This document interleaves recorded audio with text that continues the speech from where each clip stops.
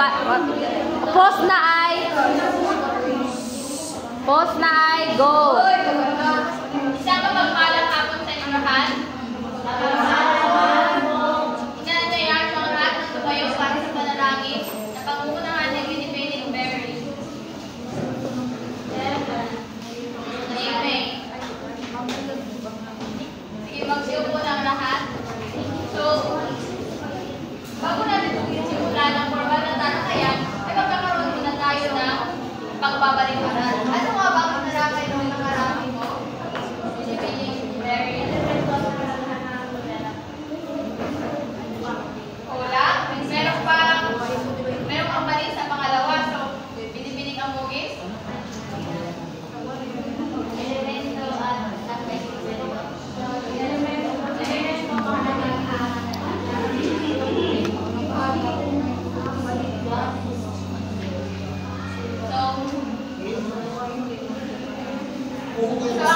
Ang talakayan natin ng nakarami ko ay patungkol sa layunin at katangian ng nobela. So ngayon, bago tayo dumako sa formal na talakayan, ay magkakaroon muna tayo ng paulang gawain. Narito ang makibasa lahat. Ang klase ay hahatiin sa apat na pangkat.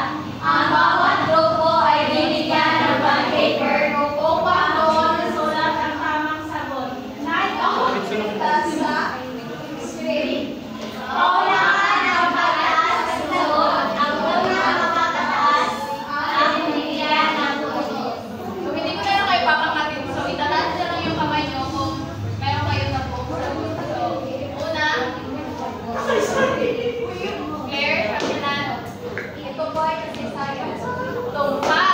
Ito ay kasaysayan. Pumili ka ng number. Nagsisimula sa 1, ay pumili ka lang sa 1 to 7. 5.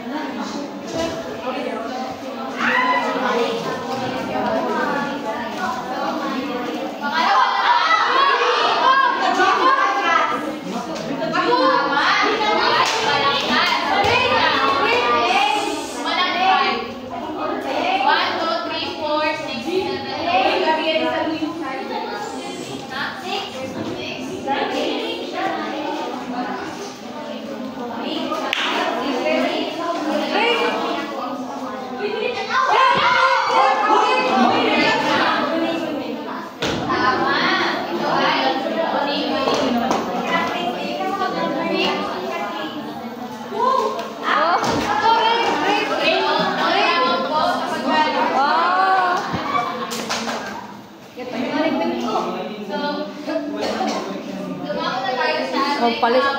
Talakayan, ang aking tatalakay ay patungkol sa sangkap ng mga nobela.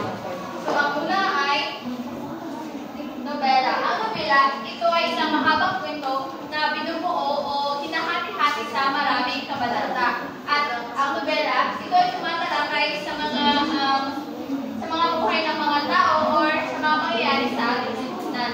So, bago naman tayo sa merong tatlong sangkap ang nobela na karaniwang matatagpuan sa isang mahusay na nobela. Una, makibasa Binibining Mary.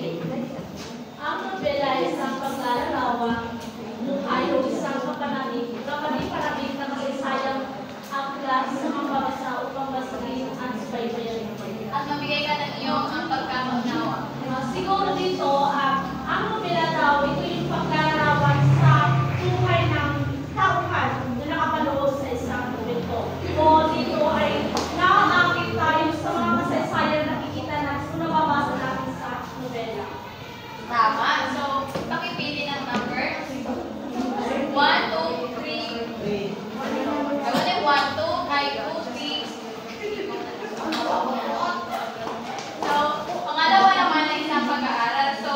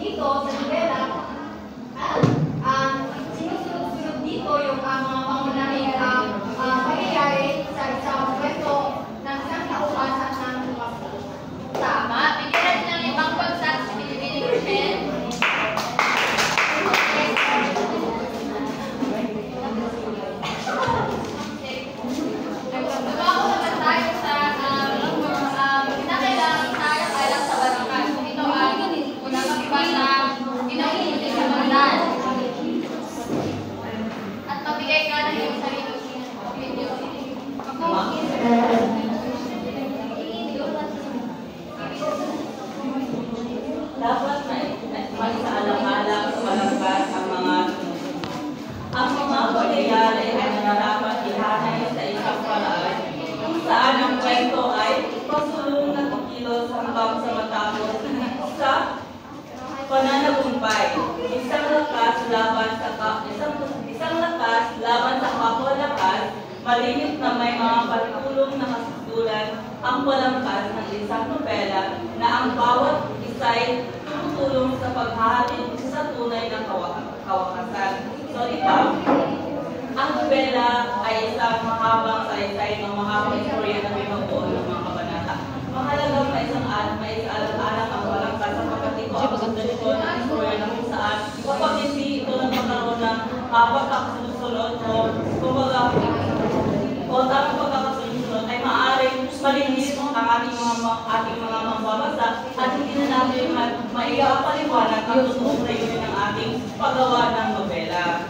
Mahusay. Bigyan natin ang mga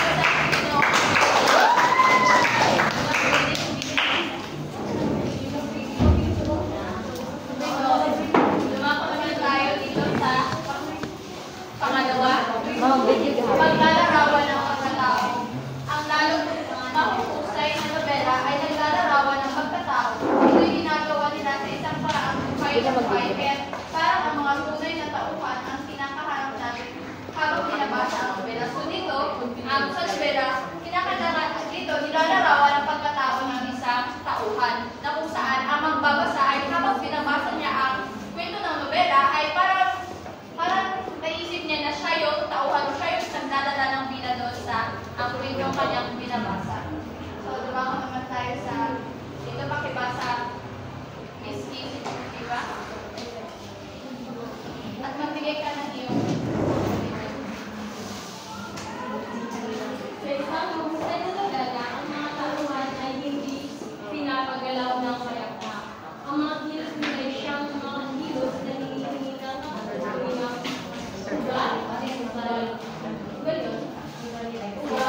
ugali at ng mga pangyaring din. Ang mga kilos nila ay siyang mga kilos na hinihingi ng pagsusuri ng ugali at ng mga pangyaring sinilalarawan ng mga katakip. Dito sa pagkakaintindi ko, di ba kung sa nobela, hindi na naman na hindi pinakakilos yung mga pangyayari sa mga tauhan, kundi base sa kanilang mga salita na ginagamit na kung saan ay makakait. Dahil ito sa pag-iisip ko, yun yung dahil sa pag-iisip ko, base sa nobela o sa mga salita na ginamit ay makakapit-visualize ka, makakapicture out ka sa kung ano ang nangyayari sa isang nobela. mahusay. Bigyan sa limang bagsang si Binibining Kids, di ba? So, dumako naman tayo dito. Pakibasa lahat. Ang mga masasaklaw na simulain ng pagsasalaysay, ang nobela ay may panimula na tumutugon sa mga katanungang sino, ano, kailan, saan. Sa sumusunod na pagkalat ay ilalaman naman ang mga pangyayari kalinsabay ng paglalarawan at ng mga tauhan. Pinaghahabi sa isang paraang naghahatid sa lalong mapanagip na sandali. Pagkatapos ay isusunod ang kalutasan ng suliranin o tupalian sa isang paraang kasiya-siya at nakatuwiran. So, dito, ang pagsasalaysay sa nobela ay nagsisimula sa pagpapakilala talaga ng mga tauhan. Na kung saan dito, pangunahing tanong dito ay tulad ng sino, ano, kailan, saan. And habang umuusad lang dito sa nobela,